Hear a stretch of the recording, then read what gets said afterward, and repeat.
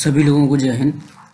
तो ये इकोनॉमिक्स का मतलब मैंने ऐसा सोचा है क्योंकि मैं अक्सर देखता हूँ जब यूट्यूब पे तो हर एग्ज़ाम के लिए छोटा छोटा चंक ऑफ वीडियोस डाले रहते हैं और पूरा सिलेबस कहीं किसी पे नहीं होता। तो आई थॉट कि it would be a good idea as well as a good opportunity for me to encash it कि आप लोगों तक सिस्टमेटिक तरीके से पूरा सिलेबस एक ऐसे तरीके से पढ़ाया जाए कि most of the one day exams है। Most of the one day exams का मतलब कि या तो भाई आप चाहे यूपीपीएससी के यूपीपीएससी के आरओ टाइप की भर्तियों तक के लिए जहाँ पर जीएस बहुत ज़्यादा वेटेज नहीं रखता है। इसके अलावा आप हाँ पेट पेट के अलावा एसएससी में भी आप इसका यूज़ कर सकते हैं। एसएससी के अलावा क्योंकि अब इकोनॉमिक्स देखो बैंकिंग में तो आईबीपीएस के एग्ज़ाम्स में भी काम आ सकता है। आईबीपीएस के अलावा यूपी ट्रिपल एससी की जो वैकेंसीज़ होती हैं उनमें भी ये काम आ जाएगा। यूपी ट्रिपल एससी के अलावा और स्टेट सबऑर्डिनेट कमीशंस जितने हैं अलग अलग स्टेट्स के, उन सब में लगभग ये काम आ जाएगा। ठीक है, तो मेजर पोर्शन ऑफ चंक इसमें हम कवर करेंगे। और सबसे बड़ी बात कि आपको ये वीडियोस देखने के बाद छोटे एग्ज़ाम्स के लिए कहीं और से भटकना नहीं पड़ेगा क्वेश्चंस के अलावा। तो अभी तो जैसे ये इंट्रोडक्टरी वीडियो है, इसमें मैं केवल सिलेबस की बात करूँगा। इसमें मैं केवल सिलेबस ही का बताऊँगा। अगले में फिर स्टार्ट करेंगे कि डिटेल से क्या क्या पढ़ना है। तो सब्जेक्ट कोई भी हो, सबसे पहले तो इंट्रोडक्शन ज़रूरी होता है।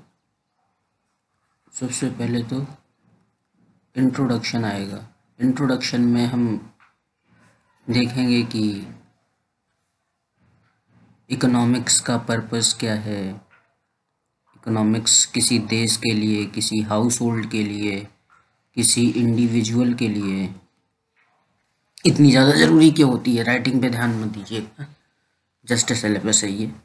बाकी देखते हैं अगली बार से कुछ अच्छा हो सके तो इकोनॉमिक्स किसी हाउस होल्ड के लिए, किसी इंडिविजुअल के लिए, किसी कंट्री के लिए, कंट्री के अलावा किसी एक जियोग्राफिकल एरिया के लिए, कोई एक जियोग्राफिकल एरिया के लिए वो इकोनॉमी कितना इम्पोर्टेंट है।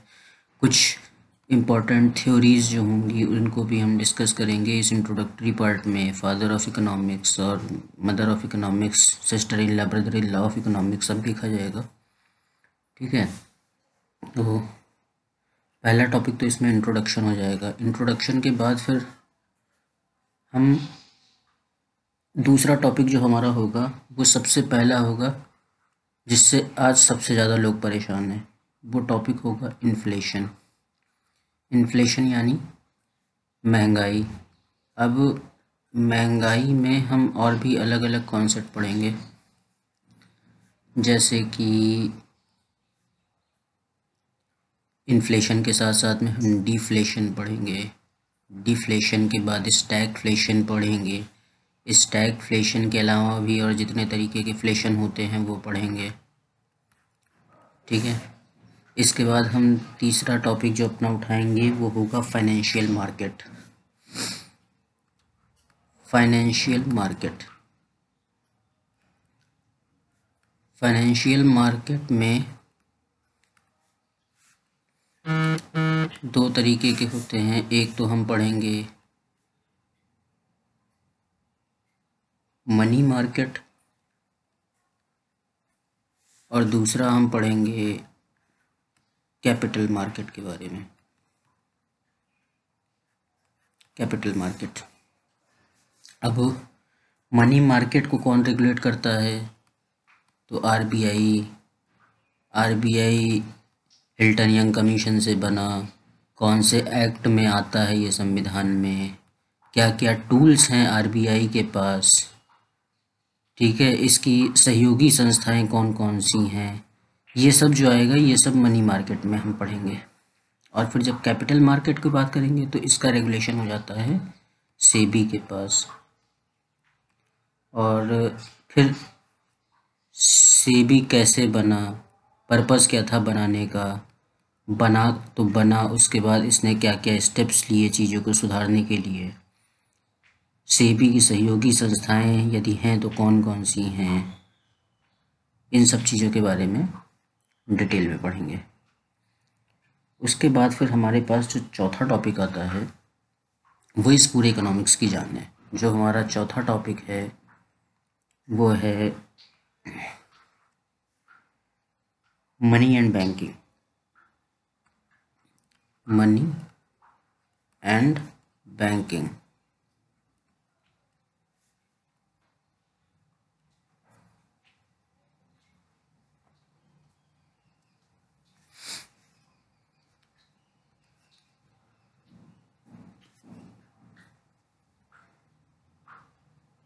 Money and banking. Money and banking में फिर हम देखेंगे कि फंक्शंस ऑफ मनी क्या क्या हैं। ठीक है, functions of money. Functions of money के बाद हम देखेंगे सप्लाई ऑफ मनी के बारे में। सप्लाई ऑफ मनी के बारे में देखेंगे। सप्लाई ऑफ मनी के बाद हम इसके मेज़रमेंट मेथड्स के बारे में देखेंगे। मेज़रमेंट मेथड्स, ठीक है। और फिर बैंकिंग में जब आ जाएंगे तो बैंकिंग में हम देखेंगे nationalise banks, private banks, private banks के अलावा फिर बाकी अदर फाइनेंशियल इंस्टीट्यूशंस के बारे में जानेंगे। बैंकिंग ओम्बड्समैन सर्विस के बारे में जानेंगे। ये पूरा टॉपिक थॉरोली जो है वो कवर किया जाएगा। उसके बाद अगले टॉपिक पे हम आ जाएंगे economic growth and economic development. Economic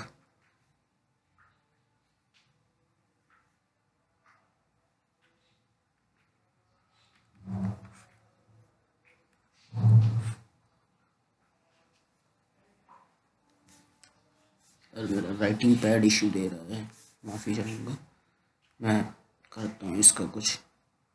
economic growth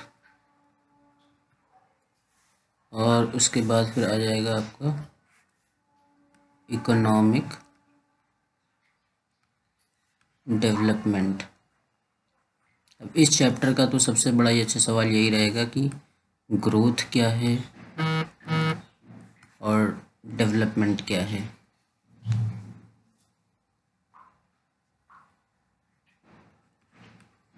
growth और डेवलपमेंट में ही पहले बहस छिड़ेगी। उसके बाद फिर इकोनॉमिक ग्रोथ नापने के जो तरीके होंगे, इकोनॉमिक ग्रोथ नापने के जो तरीके होंगे, डेवलपमेंट नापने के जो तरीके होंगे, इन सब बारे में डिटेल में बहस की जाएगी। उसके बाद फिर हम आगे आ जाएंगे। हमारा अगला टॉपिक होगा वो हो जाएगा जो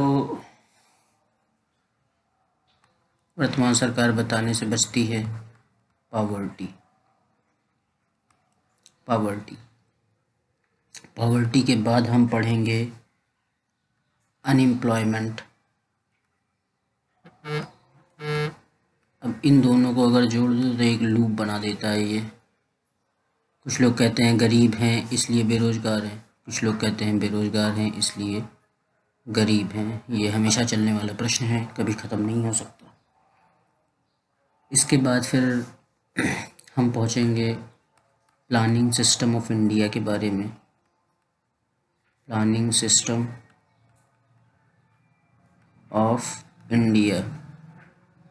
अब प्लानिंग सिस्टम ऑफ इंडिया में पहले पंचवर्षीय योजना बनती थी, उसके बारे में जानेंगे। 5 ईयर प्लान। 5 ईयर प्लान के बाद फिर आ जाएगा आपका नीति आयोग बन गया। ठीक है, बीच में इसमें प्लानिंग हॉलीडे भी आता है, वो भी देखेंगे। उसके बाद फिर अगला टॉपिक हमारा आ जाएगा पब्लिक फिनेंस।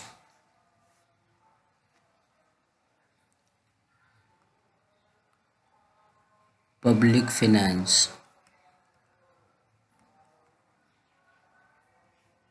पब्लिक फिनेंस में हम देखेंगे बजट, टैक्सेशन, ठीक है। उसके अलावा फॉरेन ट्रेड, फॉरेन ट्रेड के अलावा हम देखेंगे foreign exchange, foreign exchange rate जो होते हैं वो कैसे डिसाइड होगा कि how much is dollar equivalent in rupees, ये सारी चीज़ें हम देखेंगे। और उसके बाद लास्ट में आ जाएंगे हम बैलेंस ऑफ पेमेंट पे, बैलेंस ऑफ पेमेंट। और ये हमारा सिलेबस होगा पूरा, इतना हम पूरा कवर करेंगे। आगे आने वाले जितने भी वीडियोस बन पाएंगे एज डीप एंड डिटेल जितना हो पाएगा मैं उतना करूँगा। तब तक के लिए देखते रहिए, फॉलो करते रहिए, अच्छा लगे तो शेयर भी कर दीजिए। Thank you. जय हिंद, वंदे मातरम।